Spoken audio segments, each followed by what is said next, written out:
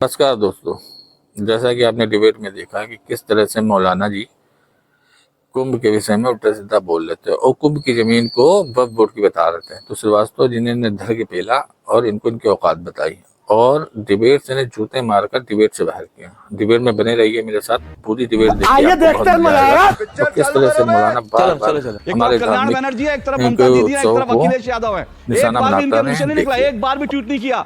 वफ की कमियां बता रहे हैं, इनको आशंका ये हो जाएगा वो हो जाएगा, रोज उसके फैक्ट चेक हो रहे हैं, वो छोड़ दीजिए। लेकिन एक बार भी जो है समाजवादी पार्टी की ओर से ये नहीं कहा गया कि नहीं भाई ये जमीन हिंदुओं की है। ये बड़ी अच्छी बात कही है। यहां पर हजारों साल से कुंभ का मेला लग रहा है, इस्लाम तो आया ही 1500 साल पहले है।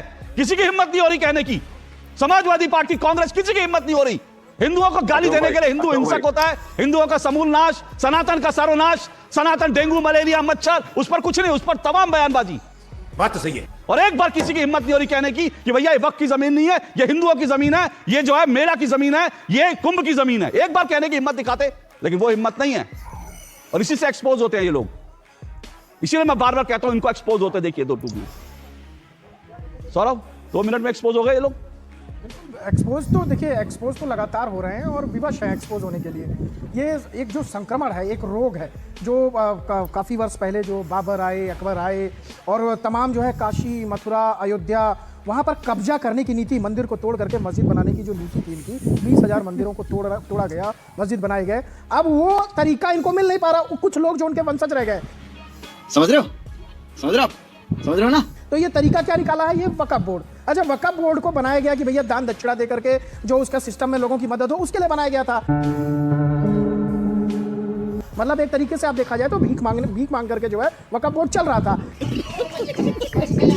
लेकिन उस वक्फ बोर्ड को इन्होंने क्या बना दिया, उस वक्फ बोर्ड को इन्होंने ये समझ लिया कि वक्फ बोर्ड जहां उंगली रख देगा, हाथ रख देगा, वो जमीन हमारी हो जाएगी। अच्छा, अगर इस तरह के मौलाना जो कुंभ के ऊपर जो है उन्होंने आपत्तिजनक एक बयान दिया और जानबूझ करके दिया भाईचारा बिगाड़ने के लिए, बीजेपी की तरफ से, बीजेपी के वो कह रहे हैं ना आपको, लेकिन उनकी इतनी हिम्मत नहीं है। वो इन्हीं के भाई हैं।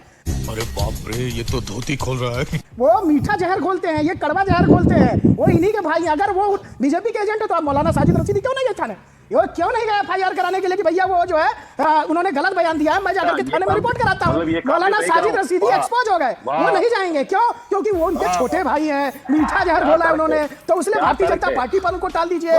देखिए, महाकुंभ के अंदर जिस प्रकार से आप समझिए, कुंभ मतलब कलश, जहां से अमृत छलका था, अगर वहां पर मुसलमानों की आस्था नहीं है, जब आप प्रसाद ग्रहण नहीं कर सकते, मंदिर में आपकी आस्था नहीं है, डुबकी लगाने में आपकी आस्था नहीं है, जब किसी चीज में आपकी आस्था नहीं है तो वहां पर आप विवादित बयान क्यों दे रहे हैं? ये हुई ना बात। अभी मौलाना साजिद रशीदी ने क्या कहा कि वहां पर हमारे लोगों ने दुकान लगाई है, तो वो हराम नहीं है? जब आपका धर्म इजाजत नहीं देता, इस्लाम इजाजत नहीं देता, तो वहां पर पैसा कमाने के लिए आपका जो है वो आपको जो है मंजूर है, और ऐसे आप डुबकी लगाने नहीं जाएंगे श्रद्धा के लिए। यही मैं कह रहा हूं कि मौलाना साजिद रशीदी, कथनी और करनी में अंतर जो आपके दिखता है ना, उसको बदलिए। ये आपके छोटे भाई हैं, आप उनके बड़े भाई हैं, दोनों मिलकर के जहर घोलना चाहते हैं। भारत की जो भाईचारे की है उसको बिगाड़ने का प्रयास कर रहे हैं आप लोग। अच्छा, कुंभ के मेले में मैं तो अभी 2 दिन पहले गया था, वहां पर इस तरह की कोई ऐसी बात नहीं है। ये मौलाना एक बरेली में रहता, बरेली का इन्होंने एक पदभार ले लिया, बैठते दिल्ली में है, निजामुद्दीन में यहाँ पर, और यहाँ से ये जहर घोल रहे हैं वहां के लोगों के लिए। क्या बात है सर?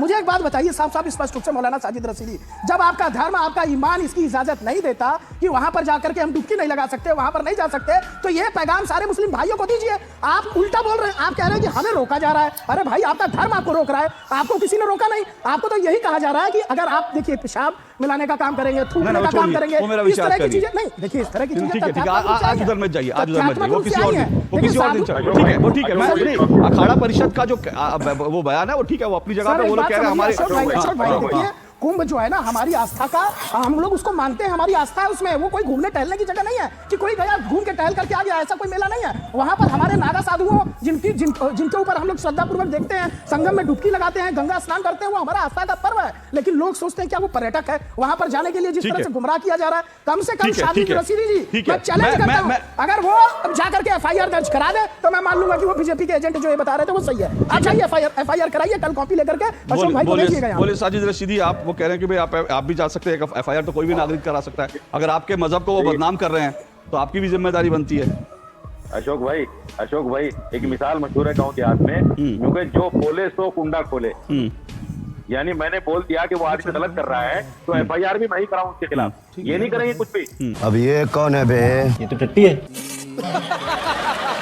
ये कुछ नहीं करेंगे। कल को ये कहेंगे कि मौलाना शहाबुद्दीन रजा साजिद रशीदी ने तो कराया आपके खिलाफ, हमने तो किया नहीं।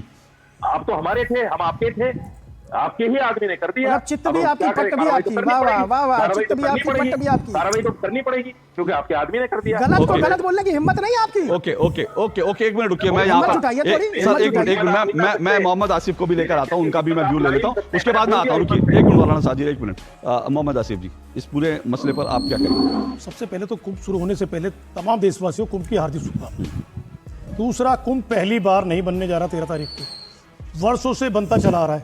सरकारें कोई भी रही हो, कभी कुंभ को लेके विवाद नहीं हुआ। अभी विवाद क्यों हो रहा है? ये बात आप कहाँ से कह रहे हैं कि विवाद बताइए कब हुआ? पिछले कुंभ में कब विवाद हुआ? नहीं है सर, नहीं पिछले विवाद, आपको इतिहास की जानकारी नहीं है। नहीं क्या विवाद हुआ? आपको इतिहास की जानकारी नहीं है। कब विवाद हुआ? कब विवाद नहीं हुआ? पिछले कुंभ में कब विवाद हुआ? जब समाजवादी पार्टी ने आजम खान को बनाया था तब कितने विवाद हुए थे? क्या विवाद हुआ? क्या महाकुंभ पूरी तरह सकून से निपटा? नहीं निपटा। सुनिए नहीं बताइए महाकुंभ के अंदर क्या हुआ? थोड़ा रिसर्च करके बैठिए। रिसर्च करके बैठिए। थोड़ा महाकुंभ के अंदर क्या विवाद हुआ? रिसर्च करके बैठिए। क्या विवाद हुआ बताइए ना।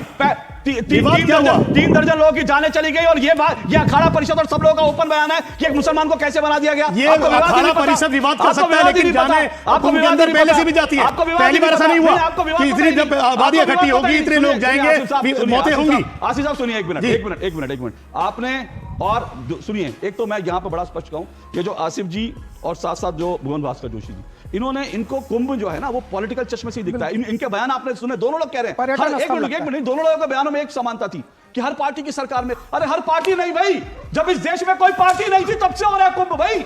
यही नहीं, अभी और सुनिए, राजा महाराजा जब थे और जब इस देश में कोई मुगल नहीं था, कोई जिस देश में कोई अंग्रेज नहीं थे, तब से हो रहा है। पॉलिटिकल पार्टियों के चश्मे से ही कुंभ को देखना चाहते हैं। अरे कुंभ तो कैसी आस्था है जहां पर कोई पॉलिटिकल पार्टी नहीं थी, कोई राजा नहीं था, तब भी हिंदू और सनातन के लोग जो है वो वहां जुटते थे और बड़े व्यवस्थित ढंग से कर लेते थे। कोई वक्त का इस्लाम नाम की कोई चीज नहीं थी इस दुनिया में, तब से कुंभ हो रहा है। तो पॉलिटिकल चश्मे से मत देखिए। मैं जवाब दूं आपको? एक मिनट रुकिए, नहीं मेरा एक मिनट रुकिए, बोलिए फिर मैं जवाब दूंगा आपको। मैं आ रहा हूं आपके पास। दूसरी बात मैं फिर कह रहा हूं, एक बार नहीं 50 बार जब से पॉलिटिकल पार्टी, जब से आजादी के बाद, एक बार नहीं दर्जनों बार विवाद हुए हैं, दर्जनों तरह के विवाद हुए हैं कुंभ को लेकर के। तो ये सवाल वो नहीं है, मैं सिर्फ ये कह रहा हूं, जैसे मैंने उनसे पूछा था, आपसे फिर पूछ रहा हूं, ये जो वक्फ को लेकर के जो बयान दिए जा रहे हैं, मेरा सवाल उस पर था, जोशी जी भी उधर से कन्नी काट गए, आप भी कन्नी काट रहे, क्योंकि मेरा सीधा सीधा आरोप है, आप जैसी पॉलिटिकल पार्टियां ही ये जो वक्फ के नाम पर कहीं भी उंगली रख के जमीन बता देते हैं ना, आप लोग इनको शह देते हैं। शह कोई किसी को नहीं दे रहा, सरकार की शह है। सरकार कानूनी कार्रवाई करे, मुकदमा देके जेल में डाले। सरकार डाले कैसे? क्योंकि सरकार के नेता पार्लियामेंट में गालियां बकते हैं, उन पर सरकार कानूनी कार्रवाई नहीं करती।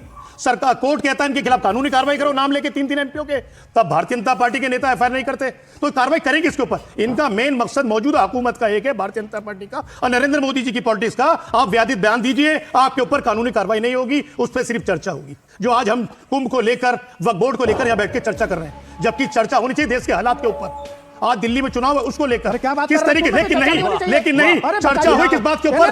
जब कोर्ट ने कहा भारतीय जनता पार्टी के 3 एमपीओ को लेकर FIR होनी चाहिए। अशोक जी कहा ना कोर्ट ने, अशोक जी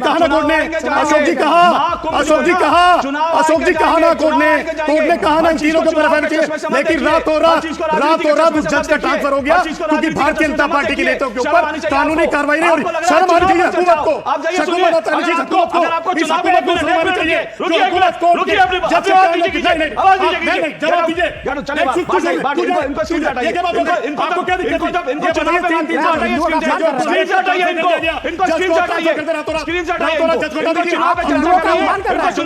हमारी आस्था के साथ खेल रहे हैं। क्यों कानूनी कार्रवाई? चुनाव पे चर्चा कर रही है, छोटा सा ब्रेक ले लो, ब्रेक के बाद इनको जब चुनाव पे चर्चा करूंगा तब बुलाऊंगा। आज इनको शुक्रिया कह रहा हूं, बहुत बहुत शुक्रिया इनको, क्योंकि वक्त पे नहीं बोलना, क्योंकि यही लोग हैं जो वक्त को ताकत देते हैं, यही लोग हैं जो वक्त की हर चीज पर, हर गलत चीज को ये देते हैं। और ये कह रहे आज चुनाव पे बात होनी चाहिए, इसीलिए get out. Thank you so much. Break के बाद आ रहा हूं।